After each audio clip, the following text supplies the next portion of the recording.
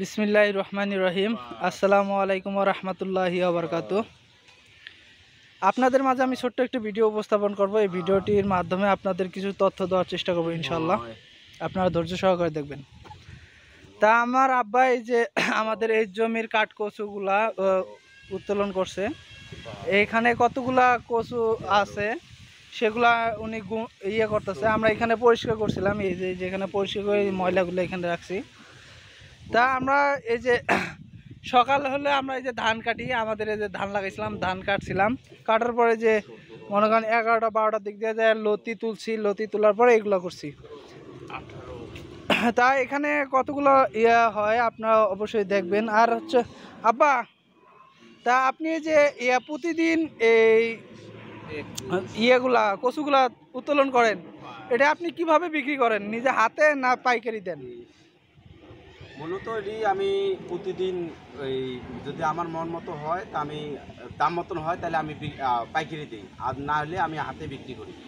হাতে বিক্রি করি এটি মনে করো 30 টাকা পিস চাই, 50 টাকা জোড়া বিক্রি করি, আবার কারো কাছে 25 টাকা বিক্রি করি, 30 টাকাও বিক্রি করি, এক একজনের।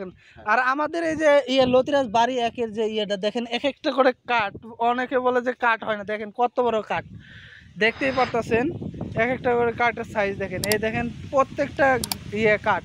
এটা এই যে এখানে আছে ছোটোগুলা, এই জন্য ছোটোগুলা কাঠ। আমরা এখানে করতেছি, এখানে 23টা আছে আব্বা। তা আমি যে ইয়েগুলো দেখাচ্ছি, আমরা যে লতিও উত্তোলন করি, ওগুলো বিক্রি করি প্রতিদিন, আপনাদেরকে দেখাচ্ছি। তা আব্বা আপনি কালকে কতগুলো নিয়ে গেছিলেন, কাঠ নিয়ে গেছিলেন? কালকে নিয়ে গেছিলাম 39টা।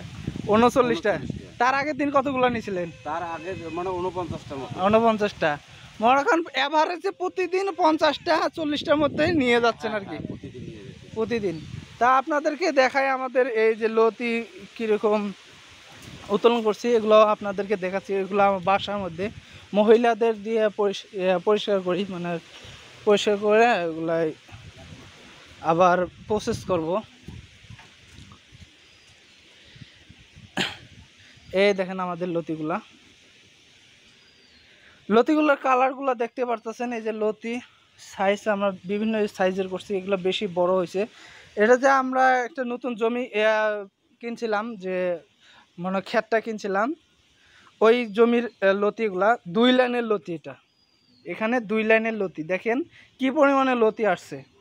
তা ভাই আপনারা যদি পরিশ্রম করেন, উনি যার কাছে জমিটা কিনছিলাম সে 3-4 সপ্তাহ যে লতি তুলে নেয়। আমরা কেনার পরে যে প্রতিদিন কিছু কিছু করে করে উত্তোলন করছে। ওখানে যদি আমরা পুরাটা জমিতে তুলি, ওটা 58 শতক আছে, পুরা জমিতে তুললে একদিনে তুললে পরে 7-8 মণ লতি হবে।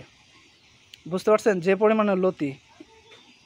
আর আমি ভিডিও বেশি দূর বাড়াবো না, আপনাদেরকে মূলত এটাই দেখালাম যে আপনাদেরকে প্রথমত চিনতে হবে যে আপনার জাতটা। যদি বাংলাদেশে অনেক জাত আছে, যদি জাতগুলো চিনতে না পারেন তাহলে আপনি কোনো ফলাফল ভালো পাবেন না।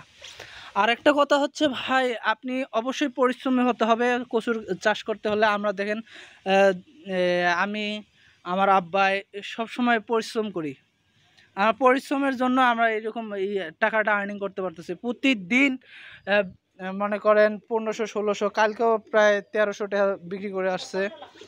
তা প্রতিদিন এরকম করতে হবে ভাই, পরিশ্রম যদি করতে পারেন তাহলে আপনার ফলাফল ভালো হবে। তা আমি এতটুকুই বললাম যে ভাই আপনারা যদি চাষবাস করতে চান অবশ্যই করতে পারবেন। তাহলে মনে করেন আমার কাছ থেকে যদি কোনো পরামর্শ নিতে চান অবশ্যই নিতে পারবেন। আর হচ্ছে যে আপনি বেকারত্ব না রেখে থেকে আপনার কিছু সংখ্যক জমি থাকলে ওই জমিতেও আপনারা চাষবাস করতে পারেন। চাষবাস করে এখানে মনে করেন ওই কাদার থেকেও আপনি টাকা আর্নিং করতে পারবেন ইনশাল্লাহ। তা আমি ভিডিওটি বেশি দূর বাড়াবো না, এতটুকুই রাখলাম। ভিডিওটি যদি ভালো লাগে অবশ্যই লাইক করবেন, আর যদি ভিডিওটি তথ্যবহুল হয় অবশ্যই বন্ধুদের সাথে শেয়ার করবেন বেশি বেশি করে। আর হচ্ছে হলো আপনারা যদি আমার চ্যানেলে নতুন দর্শক হন তাহলে অবশ্যই চ্যানেলটিকে সাবস্ক্রাইব করে পাশে থাকবেন।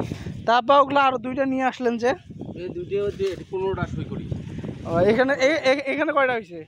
32টা আর এটি 15টা। 15টা, তাহলে 32 আর 15 47টা। তা আসসালামু আলাইকুম ওয়া রাহমাতুল্লাহি ওয়া বারাকাতুহু।